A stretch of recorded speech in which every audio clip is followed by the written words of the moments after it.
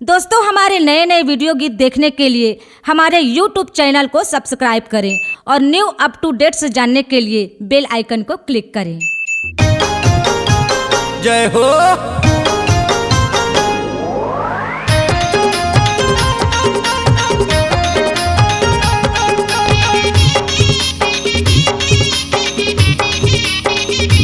जय हो।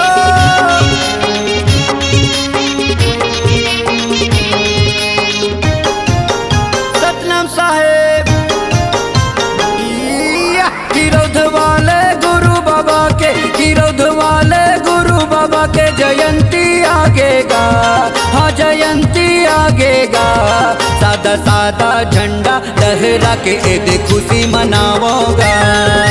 मांदर झांझ मंजीरा के धुन में झूमो नाचोगा। गिरौध वाले गुरु बाबा के, गिरौध वाले गुरु बाबा के जयंती आगेगा, हाँ जयंती आगेगा। सादा सादा झंडा लहरावे एदे खुशी मनावोगा। मांदर झांझ मंजीरा के धुन में झूमो नाचोगा।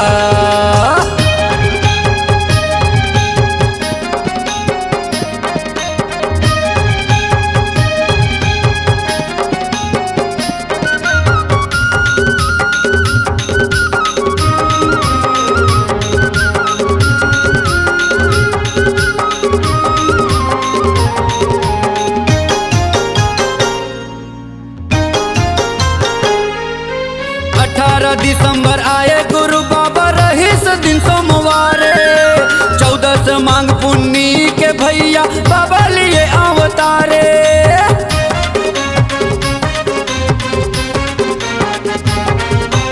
18 दिसंबर आए गुरु बाबा रहीस दिन सोमवारे।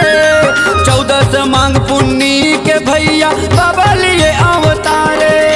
झांझ मंजीरा मांदर के धुन मा, झांझ मंजीरा मांदर के धुन मा होवत जय जयकार, एदे होवत जय जयकार। सादा सादा झंडा लहरावे एदे खुशी मनावोगा। सादा सादा झंडा लहरा के एदे खुशी मनावोगा।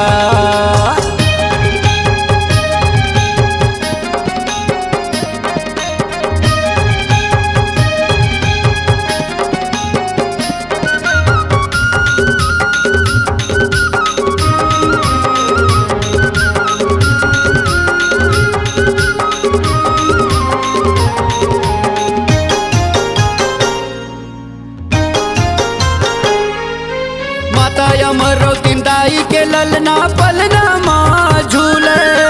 पिता महंगू दास के भैया खुशी में मन झूमे।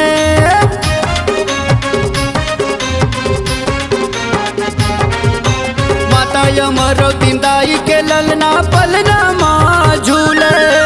पिता महंगू दास के भैया खुशी में मन झूमे। झांझ मंजीरा मानर के धुन मा, झांझ मंजीरा मानर के धुन मा होवत जय जयकार, एदे होवत जय जयकार। सादा सादा झंडा लहरावे एदे खुशी मनावोगा। सादा सादा झंडा लहरा के एदे खुशी मनावोगा। गिरौध वाले गुरु बाबा के, गिरौध वाले गुरु बाबा के जयंती आगेगा, हाँ जयंती आगेगा। सादा सादा झंडा लहरा के एदे खुशी मनावोगा। सादा सादा झंडा लहरा के एदे खुशी मनावोगा। गिरौध वाले गुरु बाबा के, गिरौध वाले गुरु बाबा के जयंती आगेगा, हाँ जयंती आगेगा। सादा सादा झंडा लहरावे एदे खुशी मनावोगा।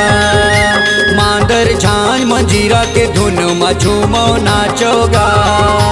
सादा सादा झंडा लहरा के खुशी मनावोगा। मांदर झांझ मंजीरा के धुन में झूमो नाचोगा। C-Log Digital Recording Studio, Cordoba.